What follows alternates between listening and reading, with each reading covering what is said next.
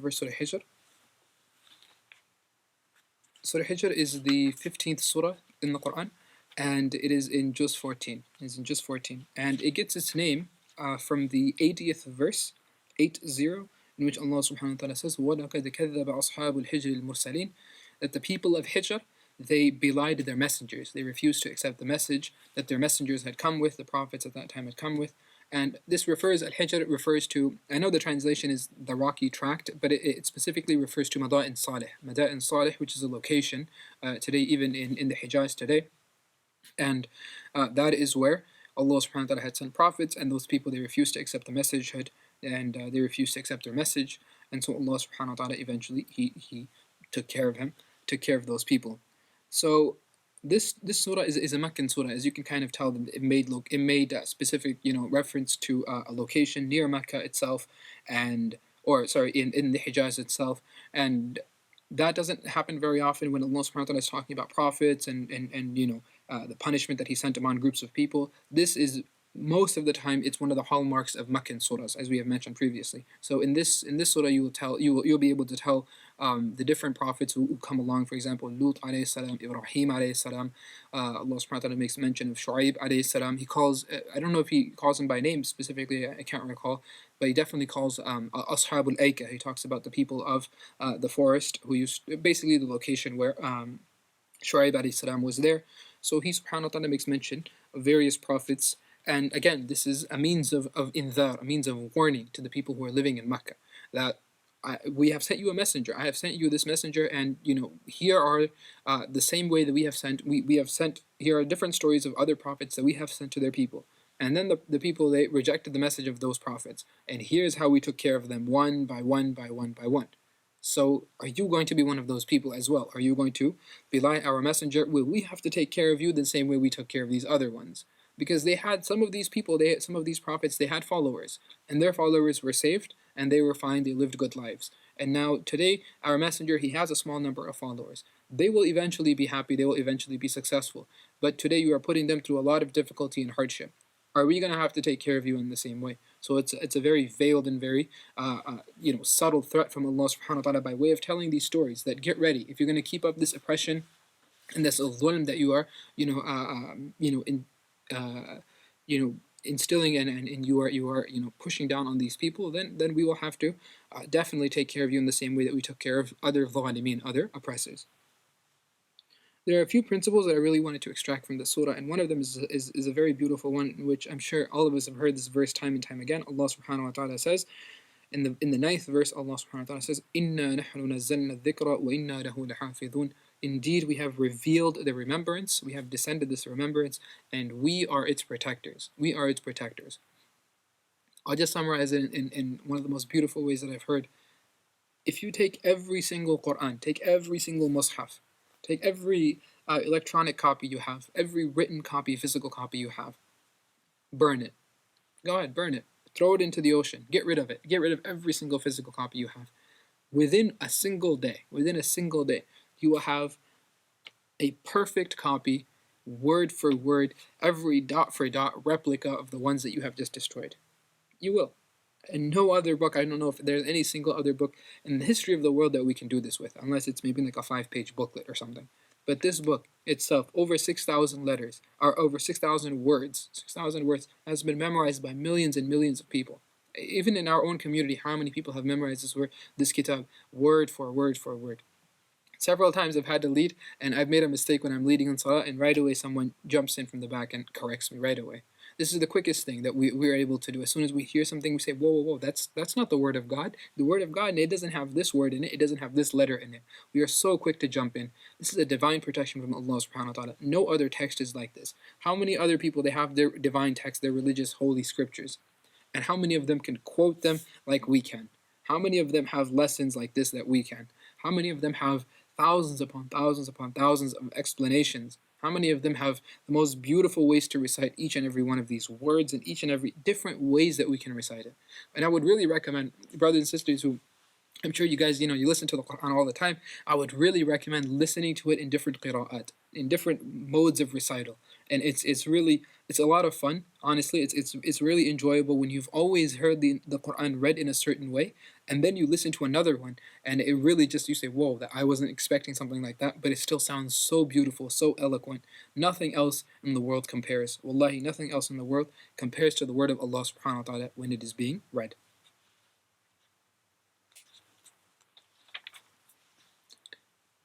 Yesterday when I spoke in Surah Ibrahim, we spoke about how Allah subhanahu wa ta'ala will bring forth the disbelievers on the Day of Judgment and the dialogue that they will have amongst each other, and then of course how Shaitan will come forward and he will say what he will say. And Allah subhanahu wa ta'ala, now in this story, in this surah, he mentions the story when Iblis, he was actually presented the opportunity to make sajda to Adam alayhi salam when he was commanded to. And it was not so much the making of sajda, it was in fact, it was doing something that he did not want to do, doing something that he felt he himself was too good to do. And this was the direct disobedience of the command of Allah subhanahu wa ta'ala. So this is of course us crushing that shaitani desire that we have within ourselves to think that we are too good to do something, or thinking, I don't want to do this. When Allah has commanded us to do something, whether we want to do it or not, that's not up to us. The decision is not ours. The decision has already been made. Do this, and you'll be fine. Do this and you'll get a good reward. If you don't do it, then do not complain about the end result, because you did not do what you were commanded to do. The same thing with Iblis. And Iblis is the one who Allah subhanahu wa ta'ala, he commanded him that why don't you make sajda, and then Allah subhanahu wa ta'ala addressed him, قَالَ يَا إِبْلِيسُ مَا لَكَ أَلَّا تَكُونَ مَعَ السَّاجِدِينَ. Allah subhanahu wa ta'ala will say, "O Iblis," this is actually what he said to him, that, "O Iblis, what prevented you from being amongst the people who, or from being amongst that creation which has made sajda? The other angels, they made sajda. You from the jinn, you did not make sajda." قَالَ لَمْ أَكُنْ لِأَسْجُدَ لِبَشَرٍ خَلَقْتَهُ مِنْ صَلْصَالٍ مِنْ حَمَإٍ مَسْنُونٍ. He says that I don't want to make sajda to a human, a creation that you have made from this clay, this hardened clay. So Allah subhanahu wa ta'ala makes him from amongst those who are accursed. He said, قَالَ فَخْرُجْ مِنْهَا فَإِنَّكَ رَجِيمٌ. Get out from here, leave from here, because indeed you are accursed. Rajim is used, the word rajim. Translation for it is accursed. Rajama literally means to pelt or to stone something. So Rajim is that one which has been thrown out. He is the cast out, the one who has been cast out, and he's also cursed by Allah subhanahu wa ta'ala. وَإِنَّ عَلَيْكَ اللَّعْنَةَ إِلَى يَوْمِ الدِّينِ. And indeed upon you is the curse of Allah subhanahu wa ta'ala until the day of judgment. And look at what shaitan does. He makes a gamble. That's what he does. He just, it's a last ditch hope and effort. He says, قَالَ رَبِّي فَانْظِرْنِي إِلَى يَوْمِ يُبْعَثُونَ. He says, "Oh my Lord, look at this. This is not kufar in the typical sense, okay? In the typical sense, in the normative sense of kufr. He says, "Oh my Lord." Iblis, he knows that Allah subhanahu wa ta'ala is his Lord. He knows Allah is his creator. He knows that. So he says, قَالَ رَبِّي, "Oh my Lord." He's still calling out to Allah subhanahu wa ta'ala. فَانْظِرْنِي إِلَى يَوْمِ يُبْعَثُونَ. Give me respite, give me time until the day of judgment. Give me until the day when they will be brought back and they will be taken out of their graves. قَالَ فَإِنَّكَ مِنَ الْمُنظَرِينَ. Allah subhanahu wa ta'ala says, okay, I will give you respite. I will give you time to stay in this dunya. إِلَى يَوْمِ الْوَقْتِ الْمَعْلُومِ. Until that day, until the time when that appointed day comes, and then after that, that will be the end of all. And then look at, and if you remember yesterday in the last lesson when I said that, Shaitan blamed Allah subhanahu wa ta'ala. Adam alayhi salam blamed himself, and he took responsibility for his slip up. Shaitan refused. He refused, and he blamed Allah subhanahu wa ta'ala for his sin and for his mistake. Just like the people of kibr, just like the people of pride on the day of judgment, they will blame Allah. They will blame Allah on the day of judgment, rather than blame themselves for their own misgivings, for their own faults, and everything that they did wrong in dunya. So here is Shaitan actually blaming Allah subhanahu wa ta'ala. قَالَ رَبِّي بِمَا أَغْوَيْتَنِي. "O my Lord, because of that which you have caused me to become misguided and lost and slip up. You are the one who did this. أَغْوَيْتَنِي. You did this to me." So he is blaming Allah subhanahu wa ta'ala. He says that I will beautify everything in dunya for these people. I will beautify this dunya so they will be distracted. They will be deluded by this dunya. وَلَأُغْوِيَنَّهُمْ أَجْمَعِينَ. And I will surely delude all of them, misguide all of them, except those from amongst your slaves who have ikhlas, who are sincere. What they do for your sake. Whether they get something from it or they get nothing, for their worship or whatever, for their efforts, be it with the masjid, be it with a non-profit, be it with their family, whether they get recognition or not, they are doing it for your sake. This is what a mukhlis is. A person who does it solely for the sake of Allah subhanahu wa ta'ala, for none other. لا نريد منكم جزاء ولا شكورا.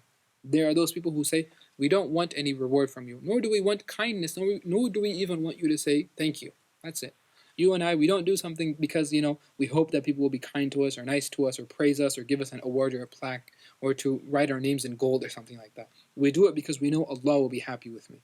I know God will be happy with me. That's what I want. I want His eternal pleasure, nothing else, nothing else.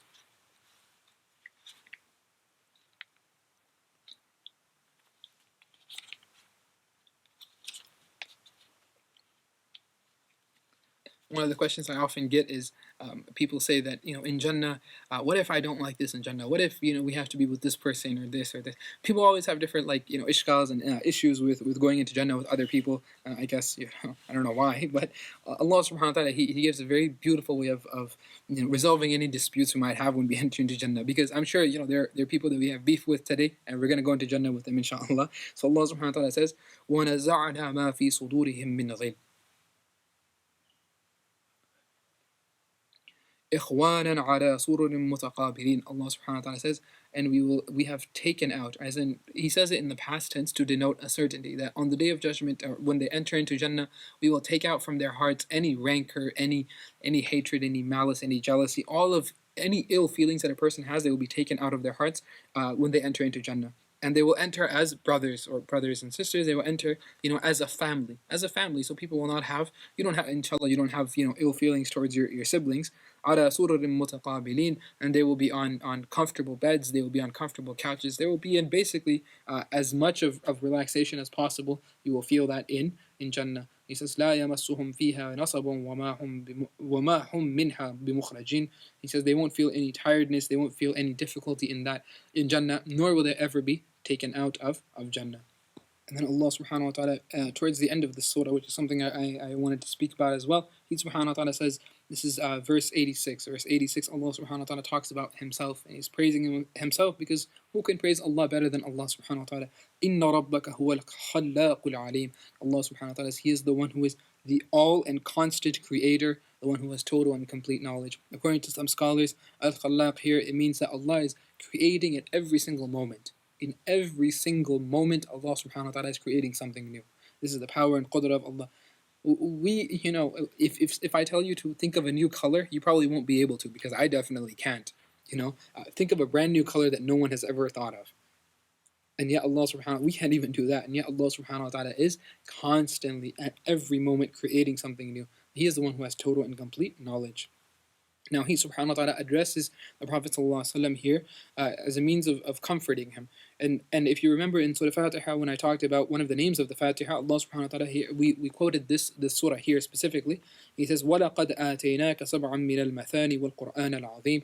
Indeed, we have given you from the 7 oft-recited verses, which according to some scholars refers to Al-Fatiha, and the great recital, which is Al-Qur'an Al-Azim.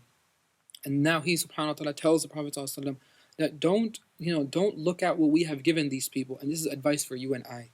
لا تمدن عينيك إلى ما متعنا به أزواجا منهم ولا تحزن عليهم واخفض جناحك للمؤمنين. He says to his Prophet ﷺ, by extension to you and I, don't look at what we have given to these groups of people, especially those who are disbelievers. He says, don't look at what we have given to these people and think that, oh, he has this much and she has this much. Why are you so concerned about what Allah has given them? Do not stretch your eye. Literally, madda means to actually stretch your eye towards something. So Allah subhanahu wa ta'ala says, don't stretch your vision. Don't start looking up and, finding, oh, what is he wearing and what does she have?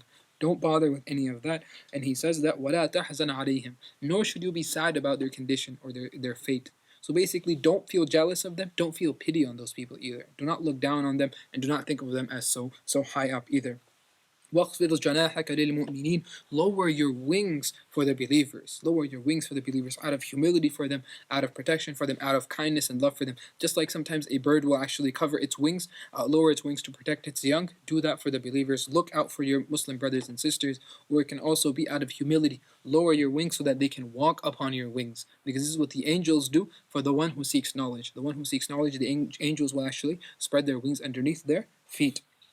وَقُلْ إِنِّي أَنَا النَّذِيرُ الْمُبِينُ. And then Allah subhanahu wa ta'ala tells His Prophet ﷺ that you, Muhammad, say this, that indeed I am a clear warner. I am a clear and obvious open warning to you that the message I'm giving you is not something that is doubtful, or that's something that you have to figure out, or it's a puzzle or a riddle.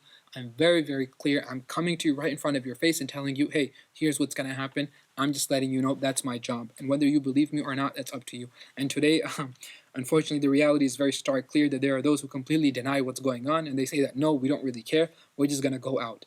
So sometimes you wonder that, well, if the message is so true, why don't people believe it? Please feel free to look outside and you will see why. Some people, they could not care less. They could not care less no matter how much you warn them, no matter what you tell them. It does not matter. And Allah subhanahu wa ta'ala, He continues talking to Nabi sallallahu alaihi wasallam, and He is, telling him in solace that, listen, there are those people who will not listen no matter what you do. You do your responsibility and let Allah subhanahu wa ta'ala handle the rest. And then He even says, فَاسْدَعْ بِمَا تُعْمَرْ وَأَعْرِضْ عَنِ الْمُشْرِكِينَ وَأَعْرِضْ عَنِ الْمُشْرِكِينَ. I almost said عن الجاهلين, that's a different ayah. So He tells the Prophet sallallahu alaihi wasallam that you be steadfast and firm, just like you have been commanded to, and turn away from the mushrikeen. Okay, fasdar means, it literally means, like when something splits open and something shoots out, this is fasdar. So, kasadara means to crack open. And this is also why a migraine or a headache is known as sudar. A sudar is when your head, it feels like it's splitting open. It's splitting open, so that's that. The pain of a migraine is known as a sudar or a headache. So fasdar means, it means like when if you have something coiled up inside of a tightly wound up object, basically, and then you crack it open, you will notice that it just really shoots out very fast. So He says fasdar. So like basically stand up firm, as if you have just been plucked out, bima tu'mar, as you have been, with what you have been commanded to do. Stand firm, don't be afraid. وَأَعْرِضْ عَنِ الْمُشْرِكِينَ. Allah subhanahu wa ta'ala, this is وَأَعْرِضْ عَنِ الْمُشْرِكِينَ, turn away from the mushrikeen. Don't ignore them. Let them do whatever they're doing. They're going to do whatever they do. And at the end of the day, you can only give the message. And if they're not going to listen, you continue living your life. Give them the message. Give them nasiha. But don't be so much where you just get, completely depressed and overtaken by worry for them. إِنَّا كَفَيْنَاكَ الْمُسْتَهْزِئِينَ. We have taken care of you in regards to the people who make fun of you. Basically, we will handle them. You don't worry about them. We will handle and deal with those people who are mocking you and ridiculing you. And today, people, they make their livelihood on mockery of the Prophet ﷺ, on attacking Islam. There are people who do that. Brothers and sisters, don't be surprised. People have not let Allah subhanahu wa ta'ala go. People make fun of and mock and talk, horrible, terrible, blasphemous things about Allah subhanahu wa ta'ala. If they are willing to do that about God, do you think they're not going to make fun and talk about people, about Nabi sallallahu alaihi wasallam? Of course they will. It's absolute. This is something. This is an objective fact that people will definitely, they have, most people. I mean, some people actually, they have no haya, no sharam whatsoever. They will say and do whatever they please, and so they will mock the Prophet sallallahu alaihi wasallam. They will mock any and all religious figures, anyone who has any import. They will mock their own mother and father. They couldn't care less. That's what people are like. And the Nabi sallallahu alaihi wasallam, he is told by Allah subhanahu wa ta'ala. Allah subhanahu wa ta'ala comforts him. He says, don't worry. Okay, we are enough for you in regards to these mockers and these slanderers. الَّذِينَ يَجْعَلُونَ مَعَ اللَّهِ إِلَهًا آخَرَ فَسَوْفَ يَعْلَمُونَ. Those people who they make with Allah subhanahu wa ta'ala other gods, other ilah. And there are people like this who worship their own selves, their own nafs. Those people, they make their selves equal to God. They make themselves equal to God. They consider themselves gods in and of themselves. Allah subhanahu wa ta'ala says, فَسَوْفَ يَعْلَمُونَ. A day will come when they will recognize and they will know. But Nabi Sallallahu Alaihi Wasallam is a human. He's a regular person. He has to put up with all of their, hardships and all of the things that they say. And today, Muslims, you and I, we hear, the slanders that people make against the Prophet Sallallahu Alaihi Wasallam, against Islam, and all of these blasphemous things they say, how they completely twist and turn our faith into whatever it is, that they do. Make up all kinds of false accusations and claims against us, against Muslims, against Islam, against the Quran, the Ahadith, the ulama, the scholars, whatever it might be. They say all kinds of things. And Allah subhanahu wa ta'ala, He says that, yes, this will definitely be hard on you. It will be. He even tells the Prophet sallallahu alaihi wasallam, وَلَقَدْ نَعْلَمُ أَنَّكَ يَضِيقُ صَدْرُكَ بِمَا يَقُولُونَ. He says, O Muhammad sallallahu alaihi wasallam, we know that your chest becomes constricted by what they say. We know that it hurts you to hear these things that they say. So just like you and I, brothers and sisters, when we hear these things, it hurts, it does. And sometimes it angers us. You say, how dare this person say something, and we have to just jump up and say something. What does Allah subhanahu wa ta'ala say? He says, when you hear these things, when you read these things, when you see people acting like this, acting like complete juhal, acting like a complete ignorant buffoon, saying whatever they say, Allah subhanahu wa ta'ala says, فَسَبِّحْ بِحَمْدِ رَبِّكَ وَكُن مِّنَ السَّاجِدِينَ. He says that, O Muhammad sallallahu alayhi wasallam, and by extension to you and I, he says, engage in the tasbih of your Lord. Engage in the dhikr. People are going to talk all the nonsense and crap that they want to. Let them do what they do. But he says, you on the other hand, engage in the dhikr. Go and praise Allah subhanahu wa ta'ala. Make sajda. Make sajda. Let the people do what they do. Let them, make complete fools and idiots of themselves in public. It doesn't matter to us. We on the other hand, we will engage in worship. We will praise our Lord. We will make sajda. We will just do worship. That's it. Let them talk. Let them talk. Imam Shafi rahimahullah, he says that, what's the point? That the dogs will continue to bark and the caravan will keep going. The caravan will keep going. Isn't it so absurd? If a dog starts barking at you, are you going to start barking right back at it? Is that what you're going to do? You're going to go up to it and start barking back at it? And the people will think that you've gone insane. It is in the nature of the dog to bark. It's not in your nature. You as a human being should have a little bit more class than that. So you and I as Muslims, we have enough class. We don't engage in these, the absurd dialogue that some of these people want to, where they start cursing us and mocking us and making fun of us and our religion. Even though we want to. Let them do what they do. Let them do what they do. We will engage in our worship because Allah did not create us to debate with these fools. Allah created us for what? For worship.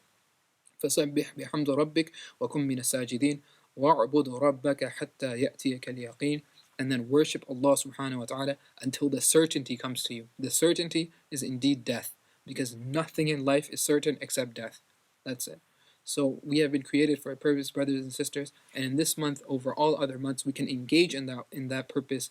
And inshallah, if we stay steadfast on it, we'll be able to continue it after this month is long done. And inshallah, we'll be able to do this until the day comes when we meet our Creator, and we make dua that Allah subhanahu wa ta'ala meets us and He greets us when He is happy with us. وآخر دعوانا الحمد لله رب العالمين. جزاكم الله خيرا والسلام عليكم ورحمة الله وبركاته.